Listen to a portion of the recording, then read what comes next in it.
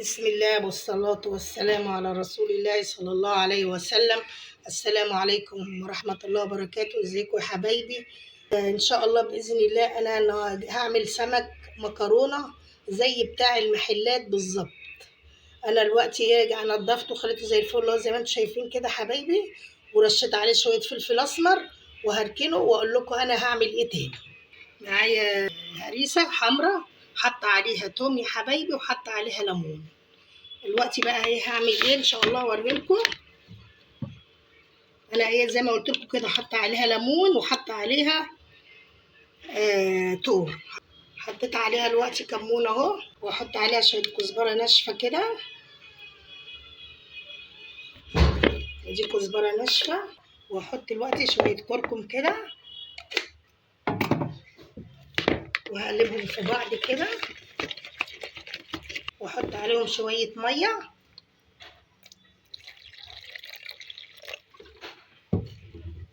واحط عليهم نقطه خل صغيره كده وهقلبهم كويس، واحط عليهم حوالي كده ربع كيلو دقيق. حطيت عليهم ربع كيلو دقيق.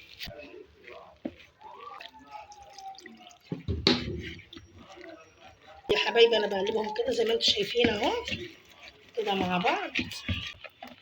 بصوا يا حبايبي انا عملت ايه اهو، حطيت الدقيق وحطيت ميه على الدقيق ولفتهم كلهم كده مع بعض، وقعدت اعملهم بالمضرب كده لحد ما اندمجوا مع بعض. بصوا القوام بتاعها حلو ازاي. بس كده بقى انا هوريكم هعمل بيها ايه ان شاء الله. انا حطيت كده السمك اهو، حطيت السمك اهو زي ما هو. بصوا ما شاء الله اهو، وهبدأ انا اطلعه كده. بصوا يا حبايبي طبعا الزيت عشان لما نيجي نقلي السمك بالذات المكرونه يا جماعه لازم الزيت يبقى سخن قوي اهو. تسخني يعني يسخن قوي الزيت وبعد كده تبدأي تقلي المكرونه. بصوا يا جماعه ايه رأيكم يا جماعه؟ اهو زي بتاع المحلات بالظبط. بصوا بسم الله ما شاء الله عليه.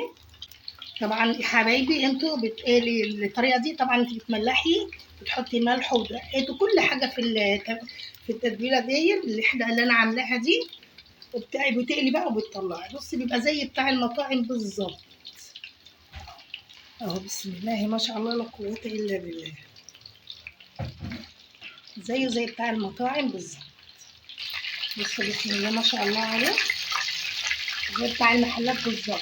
هطلعه واوريهولكم. بصوا يا جماعه السمك اهو يا حبايبي. بصوا بسم الله ما شاء الله عليه. بصوا ما شاء الله زي بتاع بره بالظبط.